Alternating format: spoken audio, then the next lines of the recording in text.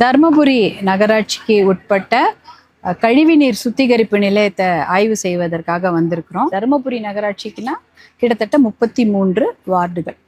33 வார்டுல 12,000 கிட்ட வீடுகள்னா குடும்பங்களோ இல்லை அந்த பைப்லாம் போகிறது இல்லைங்களா, அந்த 12,000 கனெக்ஷன் சொல்கிறாங்களே அது இருக்குது. 12,000 கனெக்ஷனில் கிட்டத்தட்ட 5,900 கனெக்ஷனுக்கு மட்டும்தான், அதாவது இந்த கழிவுநீர் சுத்திகரிப்பு பைப்பு போடப்பட்டு அந்த வழியாக வரக்கூடிய கழிவுநீர் இந்த சுத்திகரிப்பு நிலையத்தில் வந்து, அதாவது 19 வார்டில் இருக்கக்கூடிய 5,900 வீடுகளில் இருக்கக்கூடிய கழிவுநீர் அந்த டிச்சோ கால்வாயோ அது வழியாக வந்து இங்கே இருக்கிற சுத்திகரிப்பு நிலையத்துக்கு வருது. இந்த சுத்திகரிப்பு நிலையம் பார்த்தீங்கன்னா ஒரு கிட்டத்தட்ட 4,4 லட்சம் லிட்டர் கழிவு நீரை இந்த சாக்கடையை சுத்திகரம் செய்யக்கூடிய அளவுக்கு இது கெப்பாசிட்டி இருக்குது. ஆனால் இப்போ நம்ம 5,900 வீடுகள் சொல்கிறோம் இல்லையா, 5,900 வீடுகளோ கனெக்ஷனோ எதுவாக இருந்தாலும் அதில் வராத 19 வார்டில் இருக்கிறது மட்டும்தான். 19 வார்ட்ஸில் இருக்கக்கூடிய இந்த சாக்கடை 5,900 வீடுகள்லேருந்து வரக்கூடிய இந்த சாக்கடை நீர் இந்த சுத்திகரிப்பு நிலையத்தில் வந்து சுத்திகரம் பண்ணி வெளியில் போகுது. இதுக்கு ஒரு 3 டெக்னாலஜி வச்சுருக்கிறாங்க. அதாவது முதல்ல அந்த சகதியை பிரிக்கிறது, அதுக்கப்புறம் அந்த சகதியை பிரித்து அந்த தண்ணியை இன்னொரு தொட்டியில் 2 தொட்டியில் தேக்கி அந்த தொட்டியில் நுண்ணு உயிர்கள் போட்டு பாக்டீரியா நுண்ணுயிர்களை போட்டு அந்த சகதியை அந்த நுண்ணுயிர் பாக்டீரியா சாப்பிட்டுட்டு நல்ல ஆக்சிஜன் வந்து பபுளாக வருது. ஆக்சிஜன்றது அந்த பிராணவாயு, அது சுற்றி இருக்கிற ஆக்சிஜனோ இல்லை கீழே இருக்கிற பிராணவாயு மூலமாக நல்ல தண்ணியாக ஆக்கி இன்னொரு வழியாக வெளியில் கொண்டு வராங்க. அதுக்கப்புறம் வெளியில் வந்தப்புறம் அதில் குளோரின் கீரின் சேர்த்து அதை சுத்தம் பண்ணி திருப்பி கொண்டு போய் சனத்குமார் நதியில் கலக்கிறாங்க. இதுதான் இதோட வேலை. அப்படி யோசிச்சு பாருங்க, இருக்கிற 33 வார்டில் 19 வார்டில் இருக்கக்கூடிய வீட்டில் இருக்கக்கூடிய சாக்கடை தண்ணி மட்டும்தான் இங்கே ப்ராசஸ் ஆகுது. எது? தர்மபுரி சுத்திகரிப்பு நிலையத்தில். மிச்சம் இருக்கக்கூடிய 14 வார்டு இருக்கக்கூடிய 5,500 கனெக்ஷன் வீடுகளோ குடும்பங்களோ ஃப்ளாட்டுங்களோ எல்லாமே இருக்குன்னா அந்த தண்ணி எங்கே போகுதுன்னா அதுவும் சனத்குமாருக்கு தான். சனத்குமார் நதிக்கு போகுது. என்னது? ராமக்கால் ஏரிக்கு. இப்போ ராமக்கால் ஏரிக்கு போகுது. அதாவது இங்கே சுத்திகரம் பண்ண தண்ணியே சனத்குமார்ல போகுது. அதே போல் இந்த சுத்திகரிக்கப்படாத மிச்சம் இருக்கிற தண்ணி பாருங்கள் 14 வார்டில் இருக்கு, அதுவும் திருப்பி இங்கே தான் இந்த இதுக்கும் ராமக்கால் ஏரிக்கும் போயிட்டுருக்கு. அப்போனா நீர்நிலைகளுக்கு சாக்கடை தண்ணி தான் போயிட்டுருக்கு. சாக்கடை தண்ணியை நல்ல நீர்நிலைகளில் கலப்பது என்பது சட்டப்படி குற்றம். அதை எந்த ஒரு கவர்மெண்ட்டோ நகராட்சியோ ஊராட்சி பேரூராட்சி செய்யக்கூடாது. ஆனால் இந்தியாவில் இருக்கக்கூடிய எல்லா ஊர்லேயும் பார்த்தீங்கன்னா நீர்நிலைகளில் சாக்கடை தண்ணீர் கலப்பது என்பது சர்வ சாதாரண விஷயம். அதில் தர்மபுரியும் விலக்கில்லை. நகராட்சியின் நிர்வாகத்தில் என்ன பண்ணுறாங்க, சாக்கடை தண்ணியை கொண்டு போய் நல்ல தண்ணியில் கலக்கிறாங்க. அது சட்டப்படி குற்றம். இந்த குற்றத்தை எல்லாரும் செஞ்சுட்டு இருக்கிறாங்க தர்மபுரி நகராட்சி உட்பட்ட. அப்படி பார்த்தீங்கன்னா ஃபைன் போட்டிருக்கிறாங்க. யாரு? நம்மளுடைய மாசு கட்டுப்பாடு வாரியம் ஃபைன் போட்டிருக்கிறாங்க. ஏதோ 3.5 லட்சமோ 4 லட்சமோ ஃபைன் போட்டிருக்கிறாங்க.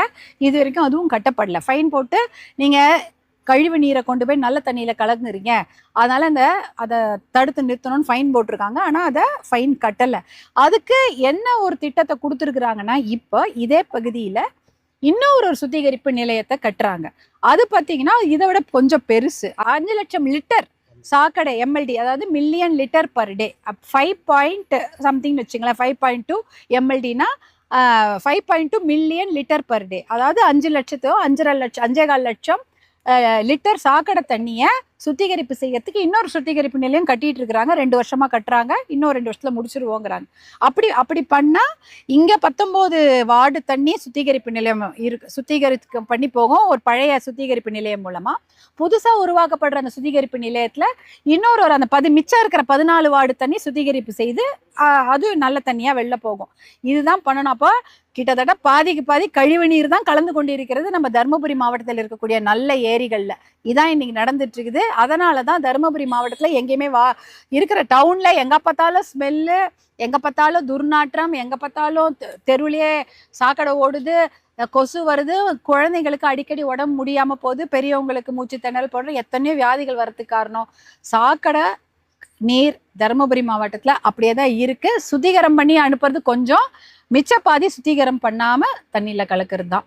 இதில் இன்னொரு குறை என்ன சொல்கிறாங்க பொதுமக்கள் இந்த பகுதியிலனா, இது இந்த சுத்திகரிப்பு நிலையம் இருக்கக்கூடிய இடத்துல சுற்றி ஒரு 10 ஊர் இருக்குது. அங்கே விவசாயம் பண்ணிட்டு இருந்தாங்க, பண்ண முடியல. இந்த சுத்திகரிப்பு நிலையம் இருக்கிறதுனால நிறைய துர்நாற்றம். இன்னைக்கு தான் வேலை நடக்குது, எல்லா நாளும் அங்கே வேலை நடக்கலை. சுத்திகரிப்பு நிலையத்தில் வந்து தினமே வந்து வேலை நடக்கலை அப்படின்னு சொல்கிறாங்க. அதாவது சுத்திகரிப்பு நிலையத்துடைய வேலை என்ன? தண்ணியை சுழற்சி முறையில் சுற்றி அதில் நுண்ணுயிர் பாக்டீரியா கலந்து அதை நல்ல தண்ணியாக மாற்றி குளோரின் கலந்து விடணும். ஒரு கிட்டத்தட்ட 3 நாடு அடுக்கு ப்ராசஸ். இந்த ப்ராசஸை இவங்க பண்ணுறது இல்லை, இன்றைக்கி தான் பண்ணுறாங்க, இல்லை யாராவது வந்தால் பண்ணுறாங்க, ஒரு வாட்டியோ 2 வாட்டி பண்ணுறாங்கன்றாங்க. நம்ம அதிகாரிகளை கேட்டால் அவங்க சொல்கிறாங்க தொடர்ந்து பண்ண முடியாது. தொடர்ந்து பண்ண முடியாது, நாங்கள் அப்பப்போ கேப் விட்டு தான் பண்ண முடியும். கேப் விட்டுனா ஒரு நாளைக்கு ஒரு நாள் கேப் இல்லை. இப்போ இது 5 ஒரு 2 டேங்க் வச்சுருக்காங்க. ஒரு டேங்க்கில் சுத்திகரிப்பு பண்ணால் இன்னொரு டேங்க் சும்மா தான் இருக்குது. அந்த டேங்க் பண்ணும்போது ஸ்டாண்ட் பை டேங்க்கு சும்மா இருக்குது. Main tank standby tank இப்படி தான் சொல்கிறாங்க. அப்படி தான் நாங்கள் பண்ணுறோன்றாங்க. இருந்தாலும் இதில் இருக்க மக்கள், பொதுமக்களுடைய குற்றத்தை அவங்க குற்றம் சுமத்துறாங்கன்னா அதில் உண்மை இல்லாமல் இல்லை. இதில் தினம் இங்கே வேலை நடத்தப்படலைன்றத ஊடகத்தில் நீங்களும் எங்ககிட்ட சொல்லியிருக்கீங்க. இது அந்த அளவுக்கு தினமே இந்த சுத்திகரிப்பு நிலையத்துலேருந்து சுத்தம் பண்ண தண்ணி போகிறதில்ல. மழை காலத்தில் அப்படியே திறந்து விட்டுறாங்க.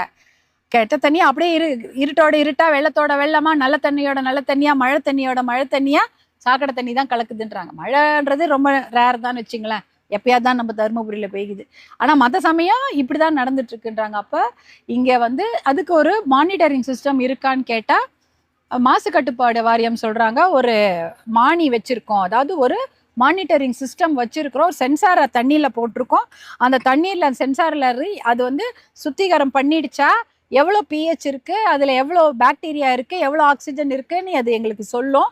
நாங்கள் அது எங்கே இருந்தாலும் பார்த்துக்கலான்னு அது வேலை செய்து கிட்டத்தட்ட 1 வருடமாக இருக்குது. 2025 பழுதாகிவிட்ட அந்த சென்சார் இது வரைக்கும் ரிப்பேர் பண்ணப்படல. அப்போ அதுக்கு ரிப்பேர் ஏன் பண்ணல அப்படின்னு கேட்டால் அதற்காக கூடிய செலவு 37 லட்சம் என்று அதிகாரிகள் சொல்கிறாங்க. அந்த 37 லட்சத்தை அரசாங்கம் கொடுத்தா நாங்கள் ரிப்பேர் பண்ணிடுவோம். பண்ணிட்டா நீங்கள் அந்த மானி வச்சு அது வந்து மானிட்டர் பண்ணிடும். பண்ணி பொல்யூஷன் கண்ட்ரோல் போர்டு, மாசு கட்டுப்பாடு வாரியத்துக்கும் சொல்லியிருக்கோம்.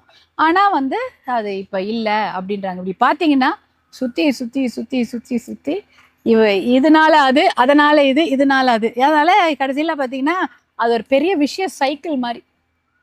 அப்போ யாருமே குப்பையை போடாதீங்க, இல்லை சாக்கடையே கலக்காதீங்க. எப்படி பண்ண முடியும்? மக்கள் வந்து இருக்கிறாங்க, இவ்வளோ எத்தனை லட்சம் மக்கள் இங்கே இருப்பாங்க. தருமபுரியில் பார்த்தீங்கன்னா இப்போ டவுனில் மட்டும் அவ்வளோ பேர் இருக்காங்க. அவ்வளோ பேர் போடக்கூடிய அந்த கழிவுகளோ சாக்கடை எங்கே போகும்? நல்ல தண்ணி தான் போயிட்டுருக்கு. இப்போ கூட சுத்திகரிப்பு நிலையத்துலேருந்து வெளியேறப்படுற தண்ணியில் பார்த்தீங்கன்னா நல்ல தண்ணியை க்ளீன் பண்ணி விடுறாங்க பாருங்க. அந்த ஸ்லட்ஜ் இங்கே தான் இருக்குது, அதாவது அந்த சகதி வந்து இங்கே தான் இருக்குது. அதை வந்து உரமாக உபயோகப்படுத்திக்கிறாங்க.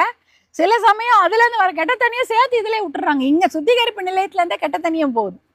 இது எங்கே போகுதுன்னா அதுவும் போகுது. அப்போ ஒரு பெரிய பானையில் நல்ல தண்ணி வச்சுட்டு அதில் ஒரு துளி விஷம் போடுற மாதிரி தான், எல்லாமே விஷமாயிடும். அதே தான் இங்கே நடந்துட்டு இருக்குது. எல்லாமே சாக்கடையாக தான் போயிட்டுருக்கு. நீங்கள் சுத்திகரிப்பு நிலையம் வேலை செஞ்சாலும் சாக்கடை தான், வேலை செய்யலைனாலும் சாக்கடை தான் அதில் போகுது. இப்படி தான் நடந்துட்டு இருக்குது. இது வந்து ஒரு மிகப்பெரிய என்ன சொல்கிறது, இது வந்து ஒரு ஒரு ஒரு ரொம்ப வருத்தம் அளிக்கக்கூடிய துரதிருஷ்டமான ஒரு விஷயம்தான். எல்லாத்துக்கும் காசு போயிருக்குது, எல்லாத்துக்கும் வேலை நடக்குது. ஒரு நல்ல தீர்வுனா முதல்ல இந்த நிலையத்தில் தினம் வேலை நடக்கணும். அதை யாராவது மானிட்டர் பண்ணணும். மானிட்டர் பண்ணாதான் தினம் இந்த சுத்தமான தண்ணியை கொண்டு போய் நம்மளால, சுத்தமான தண்ணியில் சுத்திகரிக்கப்பட்ட தண்ணி அதை கொண்டு போய் நல்ல ஆற்றுல விட முடியும். ஆற்றுல கலந்தா அது விவசாயத்துக்கோ இல்லை ஆடு மாடுகளுக்கோ மற்ற நீர் தேவைகளுக்கு அதை நம்ம உபயோகப்படுத்திக்கலாம். இப்போ ஏற்கனவே உடஞ்சி போயிருக்கலையா பைப்பு, அதெல்லாம் டம்மி பண்ணிட்டு இப்போ புதுசாக பைப் போட போகிறோம்னு சொல்லியிருக்காங்க. இந்த 3.8 லட்சம் லிட்டர் தண்ணி சுத்திகரிக்கப்பட்டு இந்த சேறு தனியாகவும் தண்ணி தனியாகவும் பிரிக்கப்பட்டு சுத்திகரிக்கப்பட்ட நீர் ஆற்றில் கலக்கிறதா என்பதை மானிட்டர் பண்ணணும். அதுக்கு என்ன சிஸ்டம்ன்றதை நாங்கள் யோசிக்கணும். நன்றி. காவேரி விவகாரத்துல வந்து இப்ப எல்லா கட்சியும் அறிவிச்சு பண்ணிட்டு காவேரி அதாவது எல்லா கட்சியும் போராட்டம் இப்போ வந்து தேமுதிக திமுக எல்லாம் போராட்டம் முதல்ல வந்து பாமக பண்ணிட்டு இருக்கு. இதனுடைய நிலைப்பாடுகள் எந்த அளவுக்கு போயிட்டு இருக்குது என்ன? அதை நீங்க பாத்தீங்கன்னா மேகேதாட்டு அணை கட்டக்கூடாது என்பதும் காவிரி நீரை நம்ம வந்து காப்போம் என்ற ஒரு நிலைப்பாட்டை பாட்டாளி மக்கள் கட்சி வெகு காலமாக. இன்றைக்கு தான் மேகதாட்டு பத்தி எல்லாரும் பேசிட்டு இருக்கிறாங்க. ஆனா காவிரி காப்போம், கரம் கோப்போம், காவிரி காப்போம், கரம் கோப்போம், தாமிரபரணியை காப்போம், கரம் கோப்போம், பாலாற்றை காப்போம்னு எத்தனையோ நடைபயணங்களையும் பயணங்களையும் மருத்துவர் அன்புமணி அவர்கள் கடந்த 10 ஆண்டுகளாக 2017 செய்து கொண்டிருக்கிறார்கள். பசுமை தாயகம் மூலமாகவும் பாட்டாளி மக்கள் கட்சி மூலமாகவும். இந்த மேகதாட்டு அணை எப்பேற்பட்ட பிரச்சனை, அதனால் தமிழ்நாடே பாலைவனமாகும் என்ற அபாயத்தை முதலில் தமிழ்நாட்டுக்கு தெரிவித்தவரே மருத்துவர் அன்புமணி அவர்கள் தான். இல்லைன்னா அதை பத்தி யாரும் பேசியிருக்கு போல, அது தீர்மானமா ஏதோ சட்டமன்றத்துல ஏற்றிட்டாங்கன்னு எல்லாரும் சும்மா இருந்திருப்பாங்க. ஆனா மேகதாட்டு என்பது மிகப்பெரிய பிரச்சனை, நமக்கு சாப்பாட்டுக்கும் குடி தண்ணீருக்கும் மிகப்பெரிய பிரச்சனை ஏற்பட போகிறது என்ற விஷயத்தை முதலில் தமிழ்நாட்டுக்கு தெரிவித்தவர் மருத்துவர் அன்புமணி அவர்கள் தான்.